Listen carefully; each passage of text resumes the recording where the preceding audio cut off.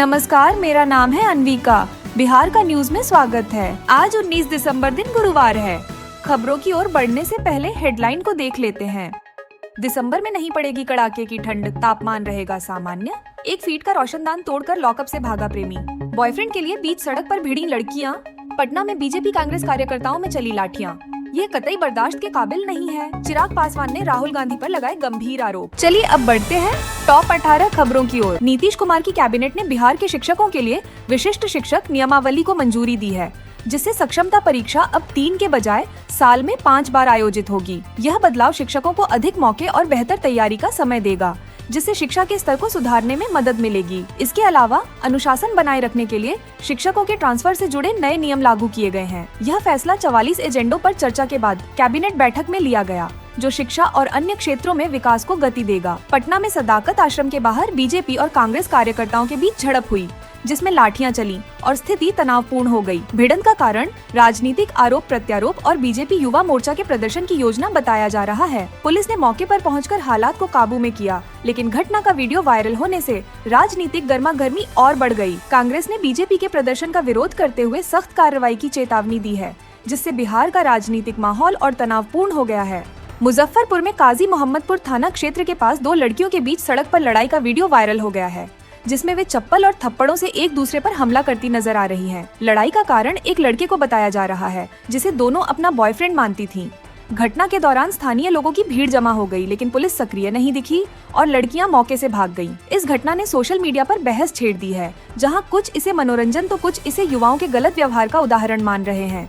Bihar business connect 2024 में मुख्यमंत्री नीतीश कुमार की उपस्थिति में 1 लाख करोड़ रुपए के समझौता ज्ञापन MOU पर हस्ताक्षर किए जाएंगे, जिसमें अब तक 350 कंपनियों ने भागीदारी की पुष्टि की है। फॉक्सकॉन जैसे प्रमुख निवेशकों की भागीदारी से बिहार में तकनीकी और औद्योगिक विकास को बढ़ावा मिलेगा। इस सम्मेलन का उद्देश्य राज्य में निवेश आकर्षित कर रोजगार के नए अवसर पैदा करना और आर्थिक स्थिति को सुदृढ़ करना है। पटना के ज्ञान भवन में आयोजित यह कार्यक्रम बिहार के औद्योगिक विकास में मील का पत्थर साबित हो सकता है। मोतिहारी में विवेक सिंह नामक 25 वर्षीय युवक की गोली मारकर हत्या कर दी गई, जो हाल ही में विवाह बंधन में बंधा था। घटना तब हुई जब विवेक को फोन पर बुलाकर पेट्रोल लाने के बहाने लक्ष्मीपुर बुलाया गया, जहां 2 अपराधियों ने कनपटी पर गोली मार दी और फरार हो गए। घायल विवेक को अस्पताल ले जाया गया, लेकिन डॉक्टरों ने उसे मृत घोषित कर दिया। पुलिस ने SIT का गठन कर अपराधियों की तलाश शुरू कर दी है। इस घटना से इलाके में दहशत का माहौल है और परिवार न्याय की मांग कर रहा है। RJD विधायक रितलाल यादव के भाई पिंकू यादव ने पटना AIIMS सुरक्षा प्रमुख पर गोलीबारी के आरोप में पुलिस के समक्ष आत्मसमर्पण कर दिया। घटना 4 महीने पहले की है, जब पिंकू ने सुरक्षा गार्ड भर्ती को लेकर दबाव बनाने के लिए सुरक्षा अधिकारी प्रेमनाथ राय पर हमला किया था। फरार रहने के दौरान पुलिस ने उनके घर से 3 अवैध बंदूकें और 11 लाख रुपए बरामद किए। आत्मसमर्पण के बाद पिंकू को न्यायिक हिरासत में भेजा गया है। पटना में एक प्रेमी ने पुलिस लॉकअप के 1 फीट के रोशनदान को तोड़कर भागने में सफलता पाई। उसे प्रेमिका के साथ 4 दिनों तक होटल में रहने के बाद पुलिस ने पकड़ा था। प्रेमिका ने पुलिस को बताया कि प्रेमी नीतीश ने 2.5 साल से शादी का झांसा देकर उसे धोखा दिया। गिरफ्तारी के बाद नीतीश ने भागने की योजना बनाई और सफल हुआ। पुलिस ने उसकी तलाश में सर्च ऑपरेशन शुरू कर दिया है। यह घटना समाज में प्रेम संबंधों और नैतिकता पर गंभीर सवाल खड़े करती है, साथ ही प्रशासनिक सतर्कता की कमी को भी उजागर करती है।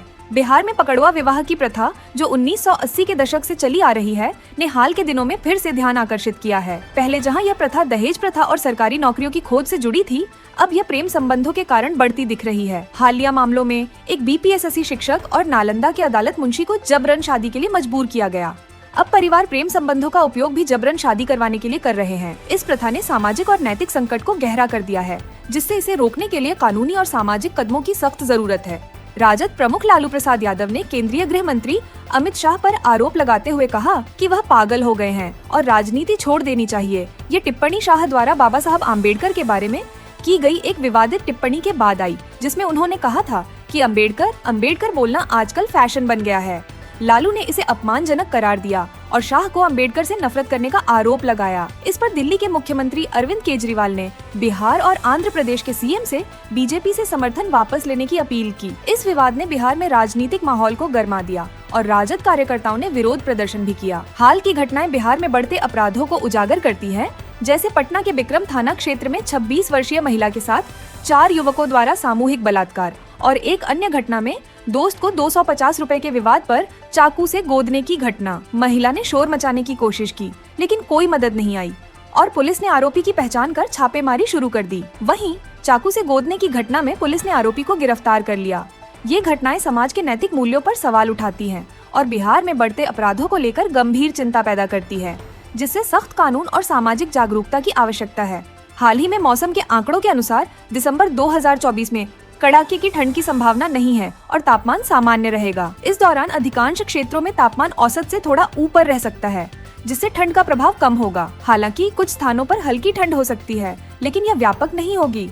जनवरी और फरवरी में 2 बार कोल्ड वेव की संभावना है, विशेषकर उत्तर भारत में, जहां तापमान में अचानक गिरावट हो सकती है। इस मौसम के पूर्वानुमान से दलहन की फसल के अच्छे उत्पादन की उम्मीद जताई जा रही है, क्योंकि मौसम सामान्य रहेगा और नमी का स्तर भी अनुकूल होगा। किसानों को कोल्ड वेव के दौरान अपनी फसलों की सुरक्षा के लिए तैयार रहने और सही समय पर फसल कटाई के लिए योजना बनाने की सलाह दी गई है। हाल ही में आयोजित बिहार ग्लोबल इन्वेस्टर्स समिट ने राज्य में निवेश के क्षेत्र में नए अवसरों की शुरुआत की, जिसमें कुल 300 कंपनियों ने विभिन्न क्षेत्रों में निवेश के लिए समझौतों पर हस्ताक्षर किए। इन समझौतों का कुल मूल्य 50,530 करोड़ रुपए था, जो राज्य के औद्योगिक विकास और रोजगार के अवसरों को बढ़ाने का वादा करता था। हालांकि केवल 3 कंपनियों ने अपने प्रोजेक्ट्स पर काम शुरू किया है, जबकि बाकी कंपनियों के निवेश प्रस्ताव ठहरे हुए हैं।